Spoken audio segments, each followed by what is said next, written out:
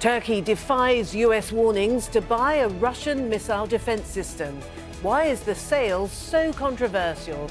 And could Turkey be risking its position in the NATO military alliance? This is Inside Story.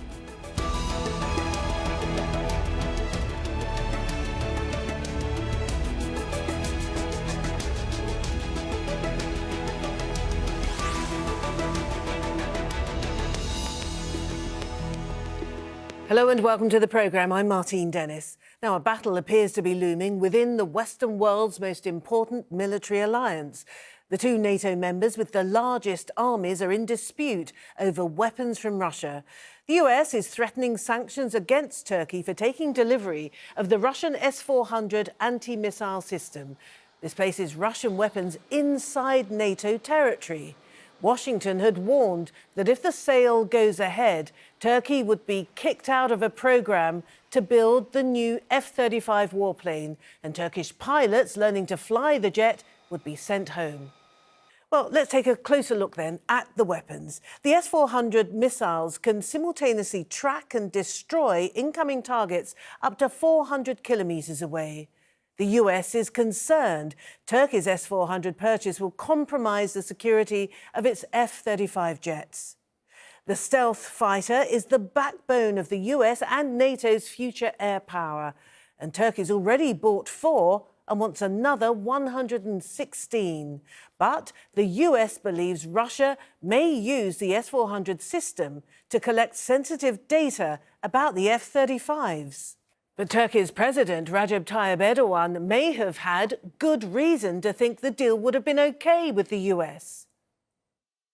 The president was not allowed to buy the Patriot missiles, so when he bought the other ones, the S-200s or 400s, when he bought them, he wanted to do this, but he wasn't allowed by the Obama administration to buy them until after he made a deal to buy other missiles.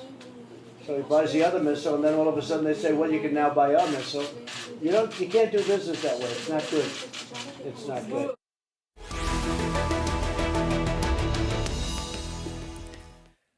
Right, let's introduce our guests now. In Istanbul, we have Osman Sert, Research Director at the Ankara Institute and former advisor to the Turkish Prime Minister Ahmet Davutoglu.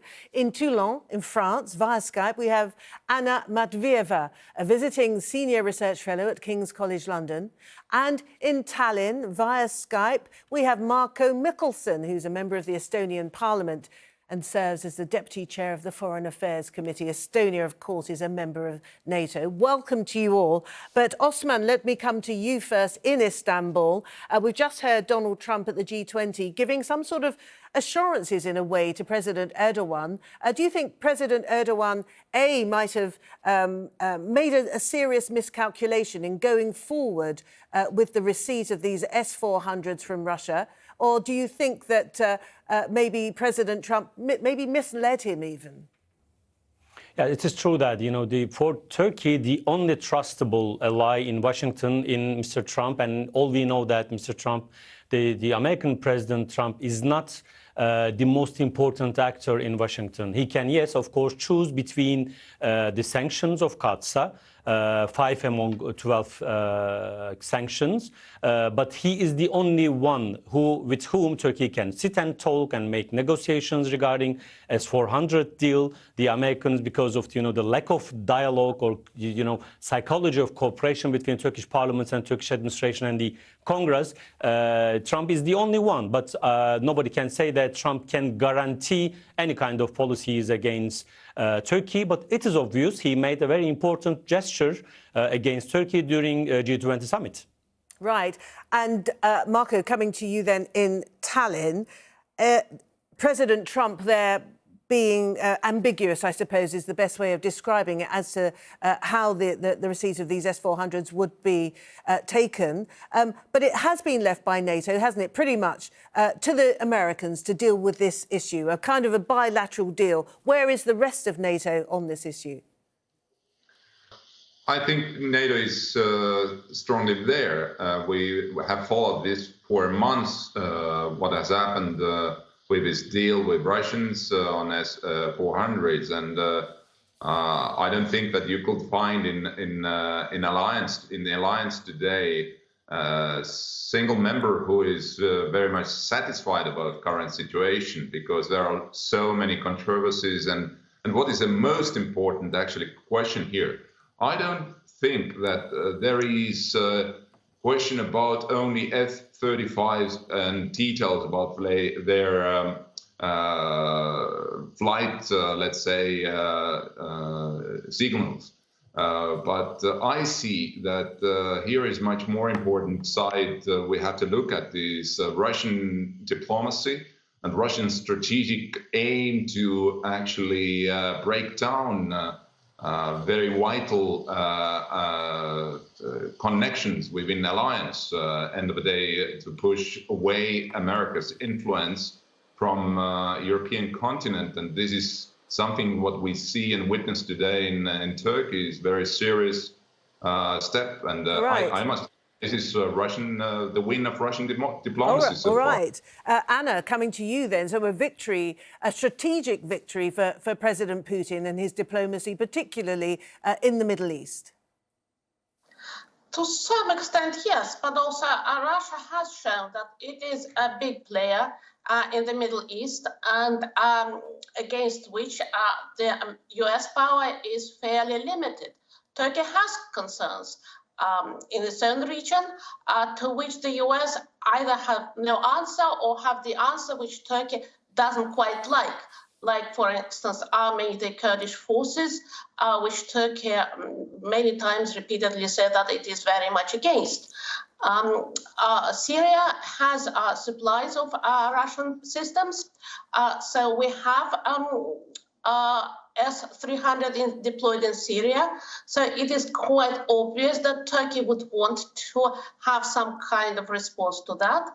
And yes, Russia is negotiating similar sales elsewhere, and it would like to project itself first as a technology leader, but also as a leader which has solutions to real-life security problems. Right, and Osman, so Anna has raised...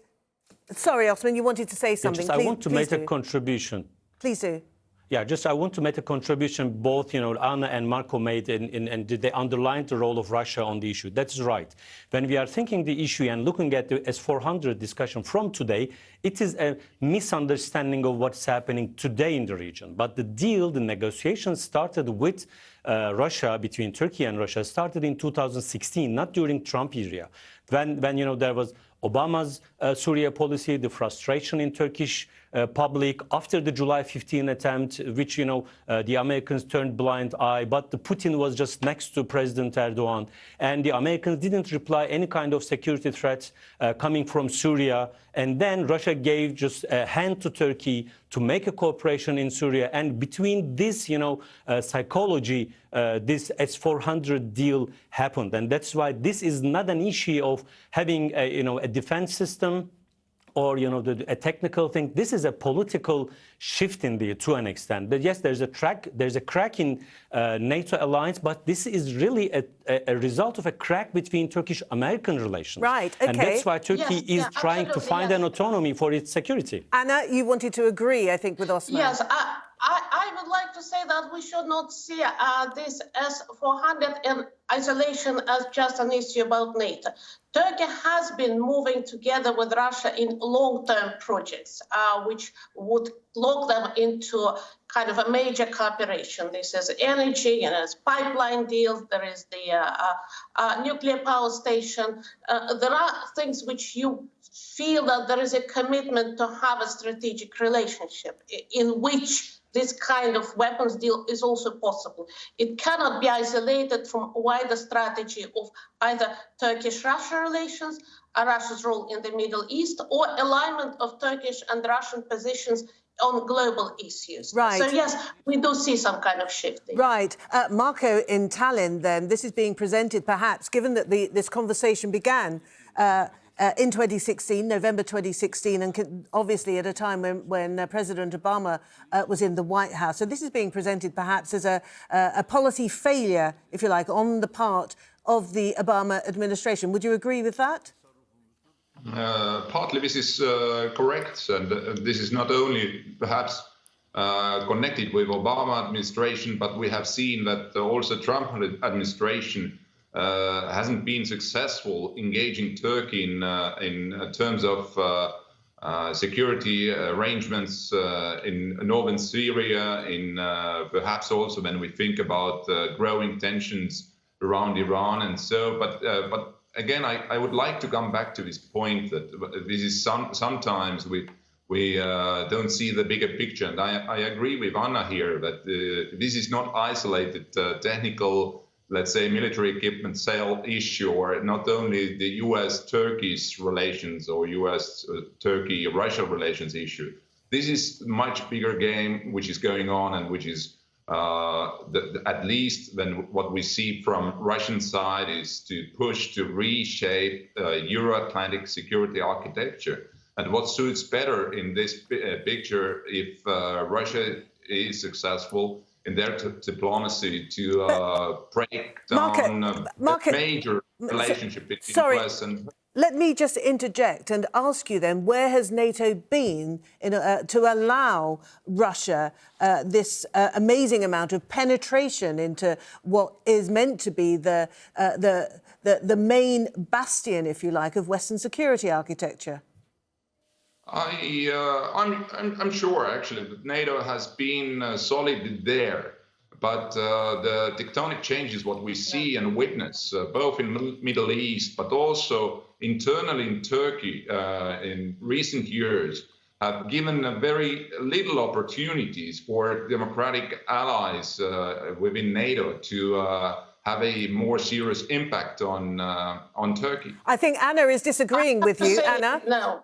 Yeah, no, I have to say I disagree. I think that NATO proved absolutely futile to real-life security problems in the Middle East when Turkey, there is quite a lot of controversy why it happened, but Turkey has been attacked from Syria. NATO did not offer any response to that. It was a little bit kind of statements here and there, and then the real life supplies to the Kurdish forces. So if you look at other kind of Middle Eastern problems, it was either American action or Americans together with the coalition of the village. We saw NATO acting in Afghanistan. We saw a lot of NATO-inspired reforms in Eastern Europe, but in Middle East there was no NATO response to the problem of terrorism. And if Russia came and had something tangible to offer, that's life. Osman, I think you wanted to come in there. I want to make a correction and a contribution as well. Regarding the correction, when I'm underlining the role of Obama regarding the frustration and disappointment on the Turkish administration, I am not trying to clean the hands of Trump administration. When you just look at today, America is still playing in the hands of Turkey's adversaries, if it is the right word. For instance, America is attending a meeting, especially in Eastern Mediterranean, between Egypt, Cyprus, Greece and Israel in order to balance or counterbalance Turkey. And that's why still Trump administration is not playing a good role to engage Turkey into NATO. This is one thing. Regarding the NATO's role, it's so obvious whenever I'm talking to the NATO officials as well. They do not want to dirty their hands because it's a clash between Americans and Turks, and they think that the Americans will just balance Turkey or give a penalty to Turkey, whatever it is. And that's why they wait for it. And Turkey tried to engage NATO to the game. And then tried some papers or ideas from NATO to formulate a middle way between Turkey and the Americans regarding S-400, and NATO didn't want to do anything about it. And another contribution and addition, that Turkey tried to find a middle way regarding S-400 because Turkey sees the cost of S-400. But the problem is that now Russia is coming into the game, and Russia didn't let Turkey to find a middle way between the Americans. And especially in Idlib, we have seen very harsh attacks against the Syrians between the Damascus regime, and it created a risk of 2 to 3 million additional refugees to Turkey, and Russia didn't let Turkey. Yes, we keep mentioning obliquely at this point Syria, don't we? Osman, let me ask you, how far is the purchasing of the S-400 a matter of appeasing Russia, if you like, in order for Turkey to keep a certain amount of influence over what happens in northern Syria, because that, of course, is strategically exceedingly important to Ankara?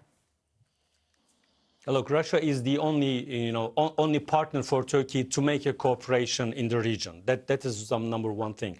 And as Anna already just put it, it is a part of a general cooperation between Russia and Turkey. But it is not the end of the game. With S-400, it is not, solve all the problems. Russia has still its own interests in Syria, and probably will try to limit Turkey in the region. But still, Russia is unfortunately the only actor making a cooperation with Turkey and providing Turkey with a security in the region. And that is why this cooperation is important. And the NATO alliance itself is getting cracked, not because of Turkey's, S-400 deal. The Trump administration is itself criticizing and questioning and the philosophy of NATO. And this is the shift of what is West, what is the alliance, what is security structure against Russia. Marco, can I come to you then and ask, how far has NATO's coherence been undermined, if you like, not just by the Turkey's acquisition of S-400s, but the Trump administration itself, which has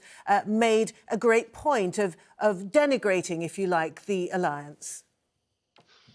Look, if you look back to the history of alliance, which is more than 70 years old now, we had a lot of troubled times before this particular moment as well. But I agree with you. We must see much more sort of active role of NATO or NATO members, not only Americans in the region when we talk about Middle East, for instance, but also where are the France, UK, Germany, and other European members of NATO? For us, the trouble situation in the Middle East is much more closer in many ways to the United States. But I would say that we haven't seen within alliance recently any significant change in terms of everyday work between allies and also including Turkish participation in NATO. Right. And Anna, you were suggesting that this is part of a much greater strategic move on the part of President Putin's Russia.